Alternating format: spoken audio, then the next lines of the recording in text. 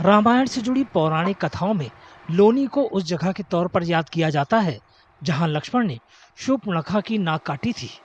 दिल्ली उत्तर प्रदेश सीमा पर स्थित और राष्ट्रीय राजधानी क्षेत्र का हिस्सा लोनी की अब एक नई और बेहद चिंताजनक पहचान बन गई है। यह दुनिया की सबसे ज्यादा प्रदूषित जगह है। IQ एयर की 2025 की वर्ल्ड एयर क्वालिटी रिपोर्ट के मुताबिक लोनी में PM 2.5 का सालाना औसत स्तर 112.5 माइक्रोग्राम प्रति क्यूबिक मीटर दर्ज किया गया। ये WHO यानी विश्व स्वास्थ्य संगठन द्वारा तय की गई सुरक्षित सीमा से 22 गुना ज्यादा है। हालांकि इन आंकड़ों से परे जमीनी हकीकत और भी ज्यादा परेशान करने वाली है। सड़कों पर भारी भीड़, धूल से सने मकान, अवैध औद्योगिक इकाइयां और बेरोक टोक जलाया जा रहा ई कचरा, इन सब ने मिलकर यहाँ के माहौल को इतना जहरीला बना दिया है कि यहाँ रहने वाले लोग हर रोज इसी जहरीली हवा में सांस लेने को मजबूर हैं।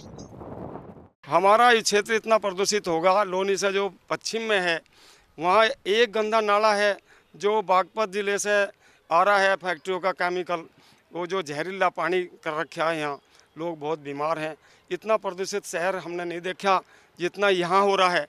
और सबसे यहाँ इतने लोग बीमार हो रहे हैं, इसकी कोई सीमा नहीं है। हमारे गांव के पास में जो ट्रोनिका सिटी है या आवास विकास है, बड़ा जहरीला ऊंचा ऊंचा धुआं काला उठता रहता है, जिसके कारण से आंखों में जलन, सांस लेने में दिक्कत, अस्थमा की समस्या, लोगों के फेफड़ों में दिक्कत, किडनी की समस्या, यहाँ तक कि महिलाओं में बांझपन तक की भी समस्या उत्पन्न हो गई है। बड़े पैमाने पर हो रहे रेत खनन और खुदाई से संकट और गहराता जा रहा है। लोगों का आरोप है कि प्रशासन इसके खिलाफ कोई कार्रवाई नहीं कर रहा है। हमारे यहाँ पे बहुत ज़्यादा खनन होता है, मिट्टी का खनन होता है। वो आवास विकास के अधिकारी क्या हैं, वो लोग मिट्टी का खनन करवा रहे हैं। 30-30 फुट के गड्ढे कर दिए वहाँ पे, तो मिट्टी जो जाती है वो रोडों पर जाती है। और रोड पे वो जो ट्रक हैं उनमें एक्स्ट्रा ओवरलोड माल जाता है, मिट्टी भर भर के जाती है, वो सड़क पे बिखरती हो जाती है, जिससे वायु प्रदूषण होता है बहुत ज़्यादा। हमारे प्रशासन, हमारा सेवा जो है वो हमारे लिए कोई कुछ कार्रवाई नहीं करते है कि लेकर चले जाएंगे, हो जाएगा जी हो जाएगा।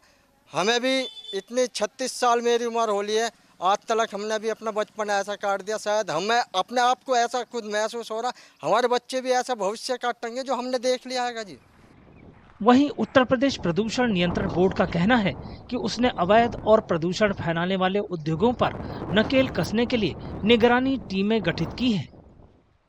आवासीय क्षेत्र में इंडस्ट्रीज को हम कंसेंट नहीं देते हैं, मतलब हमारे यहाँ परमिशन दी नहीं जाती, वो लेकिन इलीगल ऑपरेटिंग है। तो उनके द्वारा जो हम लोग अभियान जिलाधिकारी महोदय द्वारा एक टीम बनाई गई हुई है। उन्होंने जब टीम बनाई तो फिर उसमें हम लोग नगर पालिका लोनी और तहसील स्तर से लोग और हमारे पोल्यूशन कंट्रोल बोर्ड एक टीम बनी हुई है और बिजली विभाग, चारों लोग टीम जाती है। उसमें हम लोग डेली कम से कम 8-10 इंडस्ट्रीज बंद करते हैं, इलीगल इंडस्ट्रीज। तो हमने 1 मार्च से आज तक 120 इंडस्ट्रीज हमने क्लोज डाउन कराई है। भले ही कार्रवाई का वादा किया गया हो, लेकिन प्रदूषण का स्तर अब भी खतरनाक है। इसकी वजह से स्वास्थ्य से जुड़ी चिंताएं भी बढ़ रही हैं। इनमें अस्थमा से लेकर कई गंभीर और लंबे वक्त तक चलने वाली बीमारियां शामिल हैं। एक ऐसी जगह जिसकी पहचान कभी अपने पौराणिक अतीत के लिए थी, आज वो एक कहीं ज्यादा जरूरी लड़ाई लड़ रही है। ये है साफ हवा में सांस लेने के बुनियादी अधिकार की लड़ाई।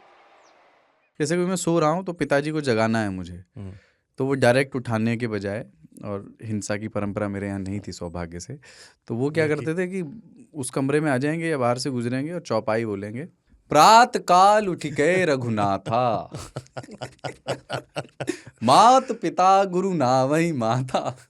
कभी कभी मैं गुस्से में उठ करके अरे पापा चरण स्पर्श किया और सो गया, मैंने कहा अब मत उठाना।